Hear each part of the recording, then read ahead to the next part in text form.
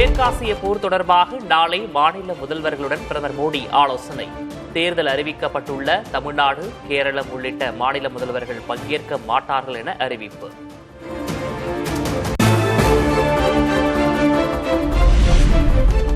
Hormuz நீரிணையில் India, சீனா, Russia, Pakistan, Iraq ஆகிய 5 நட்பு நாட்டு கப்பல்கள் மட்டும் அனுமதிக்கப்படுவதாக ஈரான் விளக்கம்.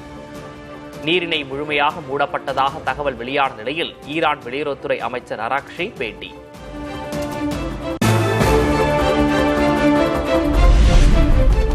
நயாரா நிறுவனம் பெட்ரோல் விலையை 5 ரூபாயும் டீசல் விலையை 3 ரூபாயும் உயர்த்தியது. சர்வதேச சந்தையில் கச்சா எண்ணெய் விலை உயர்வு எதிரொலி.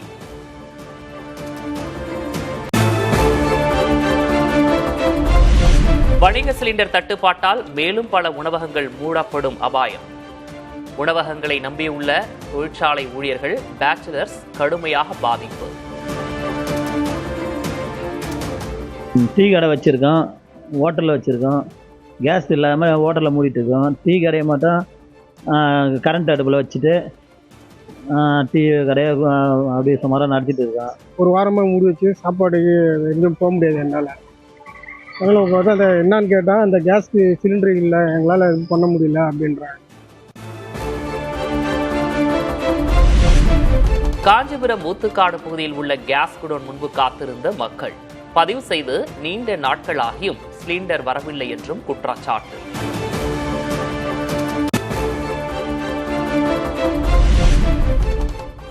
ஈரான் மீது தாக்குதலை தீவிரப்படுத்துகிறதா அமெரிக்கா?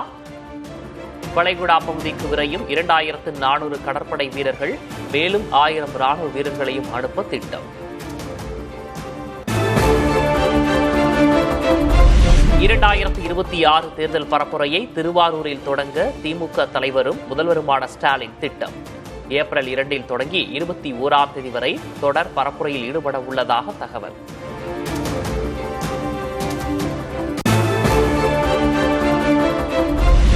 திமுக கூட்டணியில் தேமுதிகவுக்கு ஒதுக்கப்படும் தொகுதிகள் குறித்து பேச்சுவார்த்தை. 10 தொகுதிகளும் எவை என்பது இன்றே கையெழுத்தாக வாய்ப்பு.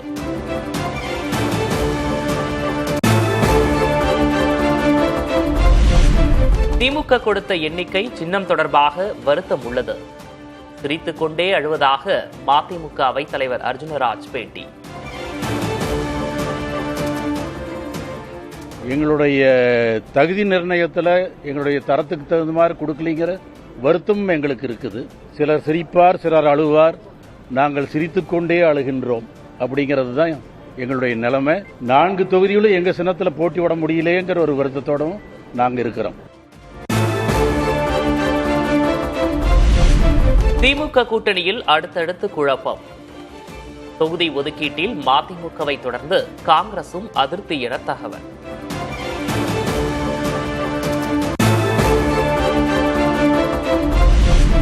திமுக கூட்டணியில் காங்கிரஸ் போட்டியிட விரும்பும் தொகுதிகள் என்னென்ன? 40 தொகுதிகள் கொண்ட பட்டியலை திமுகவிடம் அளித்த காங்கிரஸ்.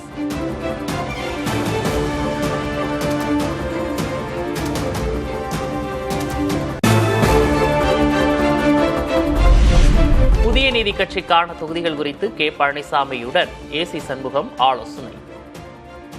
அதிமுக பொதுச் செயலருடன் சிங்கத்தமிழர் முன்னேற்றக் கழக தலைவர் பரதன் சந்திப்பு.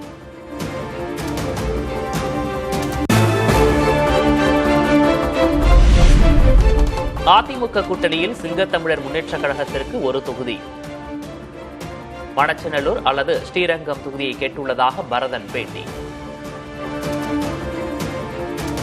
கூட்டணியில் சிங்கத்தமிழர் முன்னேற்ற கழகத்துக்கு ஒரு தொகுதி ஒதுக்கீடு செய்து இறுதி செய்யப்பட்டு விட்டது. ஸ்ரீரங்கம், மண்ணச்சநல்லூர் ஆகிய 2 தொகுதிகளில் நாளை எந்த தொகுதியை பொதுச் செயலாளர் வெளியிடுகிறாரோ அந்த தொகுதியில் சிங்கத்தமிழர் முன்னேற்ற கழகம் இரட்டை இலை சின்னத்தில் போட்டி போடுறதை உறுதி பண்ணியிருக்கோம். எடப்பாடி பழனிசாமியுடன் தமிழக மக்கள் முன்னேற்றக் கழக தலைவர் ஜான் பாண்டியன் சந்திப்பு. ராஜபாளையத்தில் என்ன சின்னத்தில் போட்டியிடுவது என்பது குறித்து ஆலோசனை.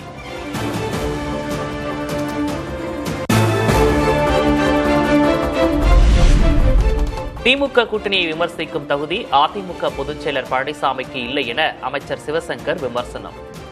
டெல்லியின் ஸ்கிரிப்டை செயல்படுத்துபவர் கூட்டணி பற்றி பேசலாமா என்றும் கேள்வி.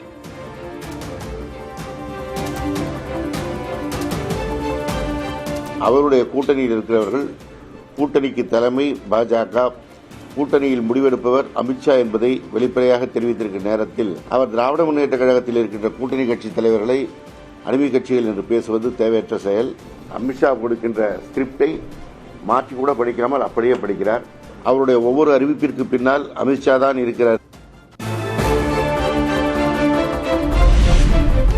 திமுக கூட்டணியில் உள்ள கட்சிகள் முழு சுதந்திரத்துடன் செயல்படுகின்றன.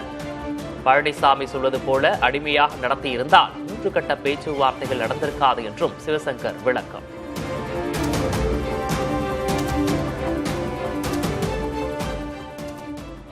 அடிமையா இருந்த கூட்டணி கட்சி பேச்சுவார்த்தை நீங்க மார்க்சிஸ்ட் கம்யூனிஸ்ட் கட்சியோட இத்தனை சுற்று போயிருக்காது. ஒருமித்த முடிவு தான் எடுக்கப்பட்டிருக்கிறது. எனவே இது சுதந்திரமாக செயல்படுகின்ற கூட்டணியாக இந்த கூட்டணி இருக்கிறது.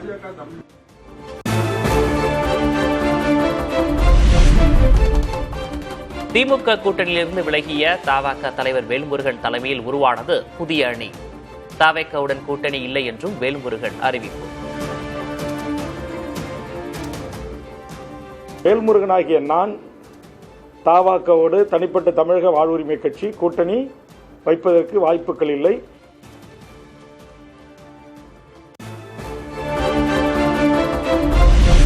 தமிழக வாழ்வுரிமை கட்சி தலைவர் வேல்முருகனின் பேச்சு அவதூறானது என சிவசங்கர் குற்றச்சாட்டு.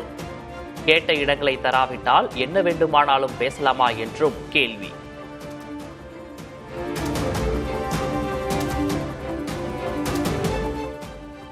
கட்சியோட பொதுச் செயலாளர் அவர், அமைச்சரவையில் 2வது இடத்தில் இருக்கிறவர், எப்பொழுது வேண்டுமானாலும் சந்தித்துக் கொண்டிருக்கிறார். அவர் பார்க்க முடியவில்லை என்று சொல்வதெல்லாம் 1 மாதத்திற்கு முன்போ 2 மாதத்திற்கு முன்போ சொல்லியிருந்தால் வேல்முருகன் சொல்வதை நாம் பேசிக்கொள்ளலாம்.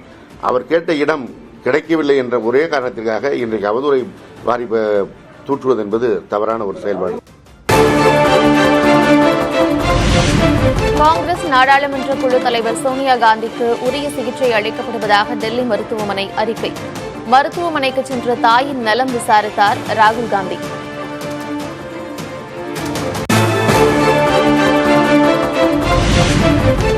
சைத்ர நவராத்திரி பண்டிகையை ஒட்டி சிறுமிகளுக்கு ஆரத்தி எடுத்து வழிபட்ட மத்திய அமைச்சர் சிவராஜ் சிங் சௌகான். பல்வேறு வட மாநிலங்களிலும் விமரிசையாக நடைபெற்ற கன்யா பூஜை நிகழ்ச்சி.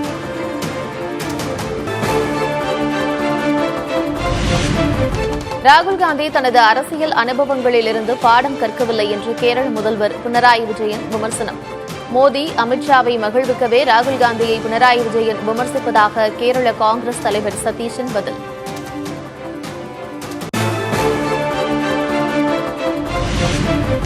சீனாவுடன் இணைந்து போர் பயிற்சி மேற்கொள்ளும் பாகிஸ்தான். கராச்சி வந்த சீன கடற்படை கப்பலுக்கு பாகிஸ்தான் அதிகாரிகள் வரவேற்பு.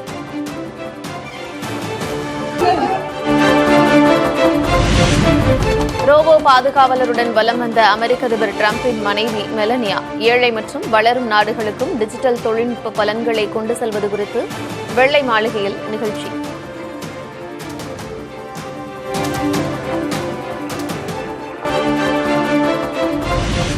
தமிழ்நாட்டில் வரும் 28ஆம் தேதி முதல் 5 நாட்களுக்கு மழை பெய்யக்கூடும்.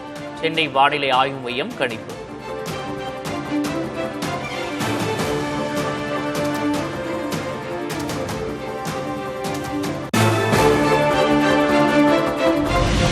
தமிழ்நாட்டில் நாளை முதல் அதிகபட்ச வெப்பநிலை 2 முதல் 3 டிகிரி செல்சியஸ் வரை உயரக்கூடும். வானிலை ஆய்வு மையம் அறிவிப்பு.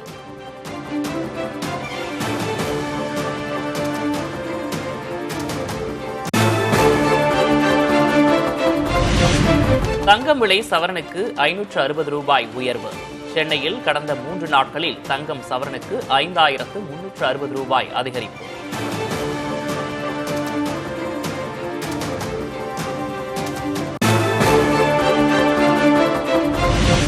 வெள்ளி விலை 1 கிராம் 260 ரூபாயாக நீடிக்கிறது. சென்னையில் 1 கிலோ வெள்ளி 2,60,000 ரூபாய்க்கு விற்பனை.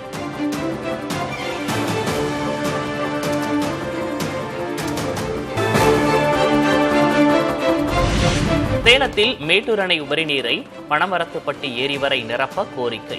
மக்களுடன் புதிய தலைமுறையில் மெட்ரோ ரயில் சேவை, ஜவுளி பூங்கா கோரிக்கைகளையும் முன்வைத்த சேலம் மக்கள். சேலத்துல இருந்து மேட்டூர் உபரி நீரை வந்து ஏரிகளுக்கு நிரப்புறதுக்கோசரம் கொண்டுட்டு போனாங்க. ஆனா இப்ப வந்து பாத்தீங்கன்னா அது கிடப்புல இருக்கிற மாதிரி இருக்கு. அதை வந்து இன்னும் விரிவுபடுத்தி பனமரத்துப்பட்டி ஏரி வரைக்கும் கொண்டு போனாங்க அப்படின்னா விவசாயி சார்ந்து பயன்பாட்டுக்கு நல்லா இருக்கும். எங்களுடைய சேலைகளை வந்து ஏற்றுமதி பண்ணி இந்த அரசாங்கம் வந்து எங்களுக்கு ஒரு ஜவுளி பூங்காவை இந்த சேலத்துல அமைச்சு கொடுக்கணும். மெட்ரோ சொல்லியிருக்காங்க. மெட்ரோவும் கொஞ்சம் வந்துச்சுன்னா சேலம் மக்களுக்கு கொஞ்சம் நல்லா வசதியா இருக்கும். ராமேஸ்வரம் மீனவர்கள் 4 பேரை படகுடன் சிறைபிடித்தது இலங்கை கடற்படை. எல்லை தாண்டி மீன்பிடித்ததாக கூறி கைது செய்து விசாரணை.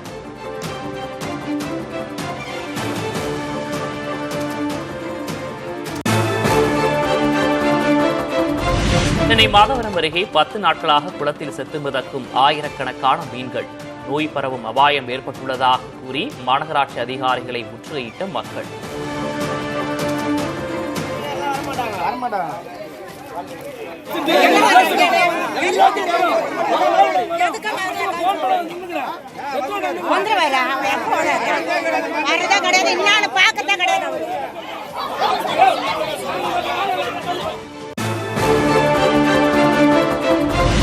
புளியங்குடி சந்தையில் எலும்பிச்சை விலை சரிந்தது. கிலோவுக்கு 35 ரூபாய் குறைந்து 100 ரூபாய்க்கு விற்பனையாகிறது.